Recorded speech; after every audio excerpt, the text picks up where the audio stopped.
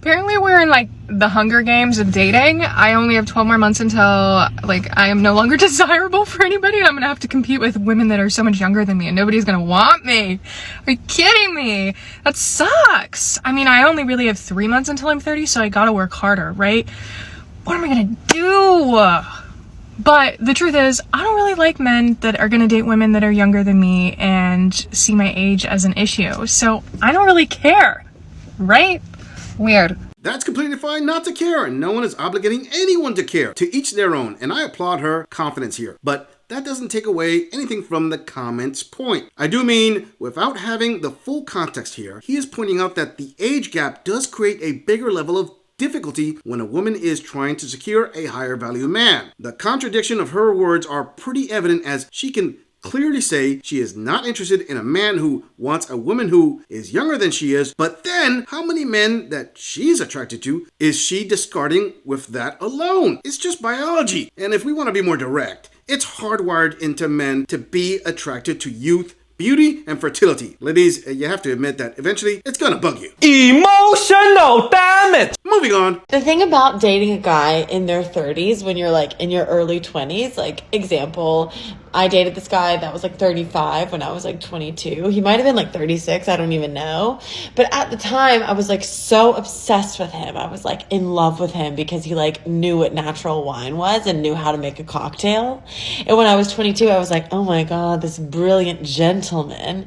And now that I'm 26, I'm like, oh, I think that's literally all he has going for him. Like, I don't really know what else there is. And he keeps trying to talk to me, and I'm like, look, I've seen behind the curtain. I'm in my late 20s. Like, I know what you're doing. So everybody who's in their early 20s right now, if you got a guy and he's like 35, 36, 37, I don't know.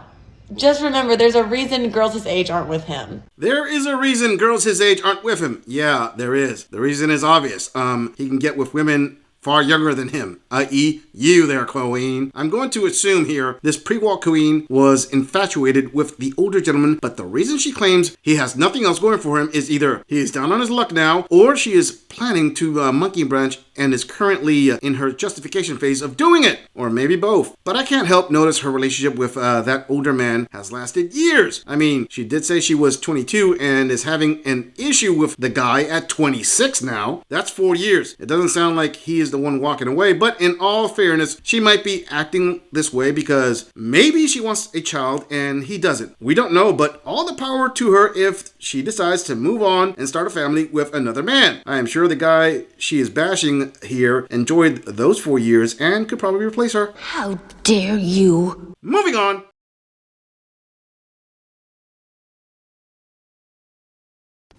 If you decide to make the decision to date for money and not love, here are 3 things you need to make sure that you do. The first thing that you need to do is make sure that you look for someone with good character. There are plenty of wealthy, rich men out there who make a lot, but they are not generous. They are not cheerful givers. You want to make sure that this person also shares the same values as you. So maybe you're really family oriented. If you're going to date for money, make sure that your man with money is also family oriented. Number 2, you want to look for a guy that genuinely supports you. Number 2, you want a man that genuinely supports you. Say you have your own business. You want a guy where maybe if he's going to his business networking events, if he knows there's people, connections he has in his network, he's introducing you to them to help you grow your business as well. Or even if he has money and he knows nothing about your business, maybe he's invested some of his own money to help grow your business. And even if you're not a business owner, maybe you're an aspiring influencer or a content creator, maybe he's the type of person to rent out a billboard in Times Square, put your name up there, and tell people to follow you. That's the kind of support you need from your rich man if you decide to date for money instead of love.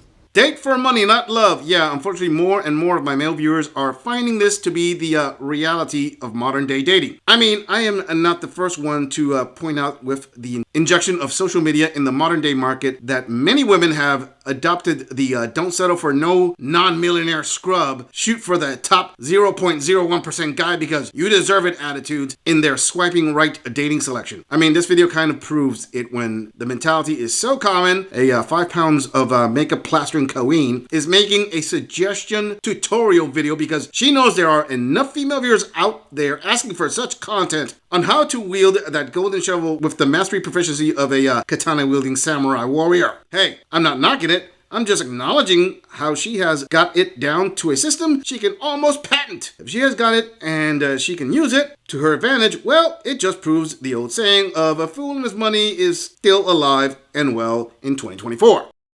But I would still hope that even if you choose to date for money first, that you're hoping to eventually fall in love, because, being with someone that you don't actually like isn't that great, in my opinion. Number 3, I would hope you still continue to have a life outside of your love life. I know when we get into relationships, it's like my man, my man, my man. But it's really important that you don't neglect your hobbies, your friends, your goals, things you want to accomplish in life.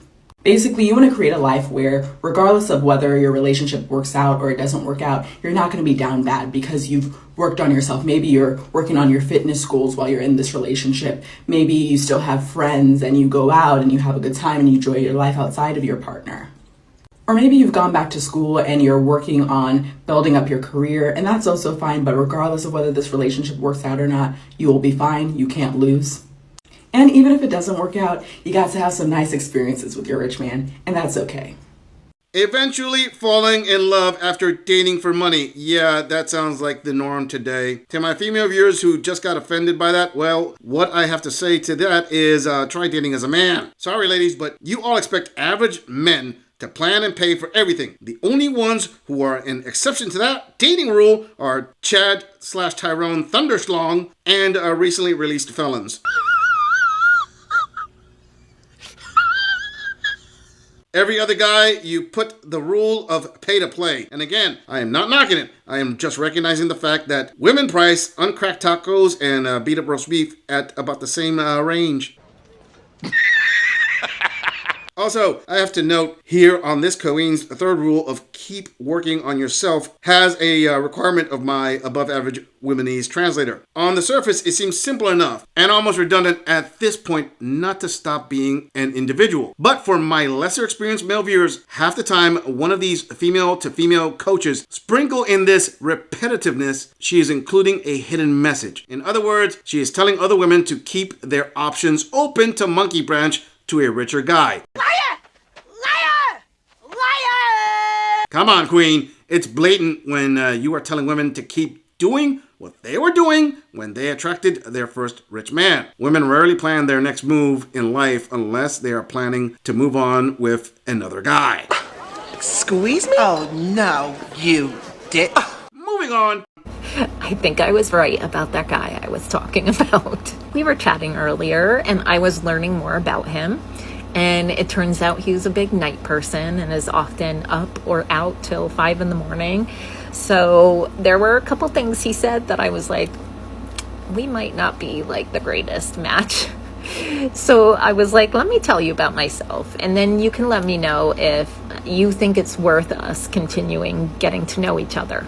So I basically just told him everything. I said I'm in recovery. I'm a homebody. I've been trying to rebuild my life. You know, my focus is on my kids and trying to get everything situated. And my focus is, on my recovery and blah, blah, blah. And I also mentioned that I have stomach issues and stuff like that. I wanted him to know the whole picture. And I'm glad I did. Because then he says, are you limited physically? No other question about any of that other information. Just, are you limited physically? Sorry, I will say that he did say that he respects that I'm in recovery. So that was the only other sentence after my long thing.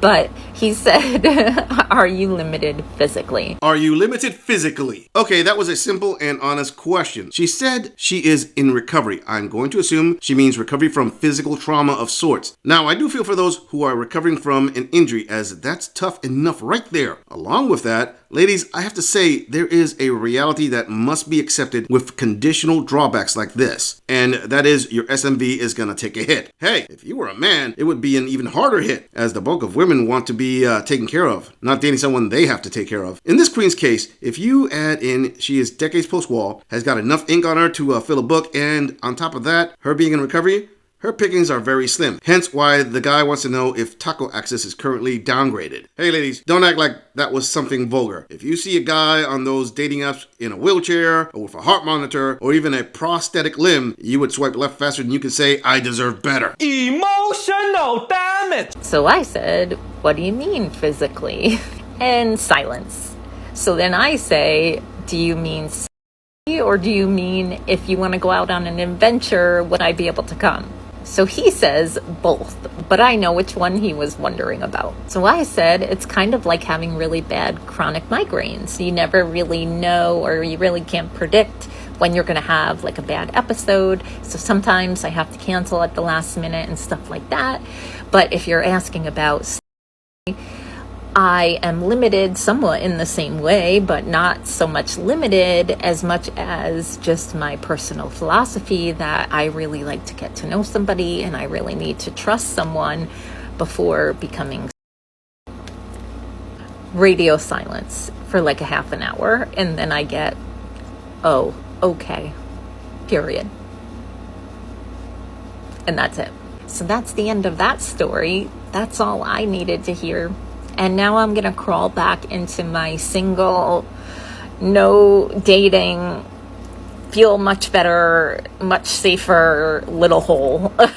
Let me say I do feel sorry up to a certain point for this queen and other women who are currently recovering physically. That said, ladies, I have to be honest. The bulk of men will not want to date a woman with physical ailments because they see it as they are going to at some point be held responsible for a woman's health. I know several ladies can make the argument that men with health issues present the same challenges. And that can be true, except usually in those cases, men have enough finances to keep them afloat more often than the women in those situations. Or think of it this way. Women can date with a luxury men can't have. An attractive woman who is down on her luck and probably has a few health issues can still have an easier time finding a man out there to take care of her. The bulk of men are almost guaranteed not to find a woman who is willing to help them when they are down on their luck. Nope. Rule of thumb is women move into the castle after it's built. They don't help build it.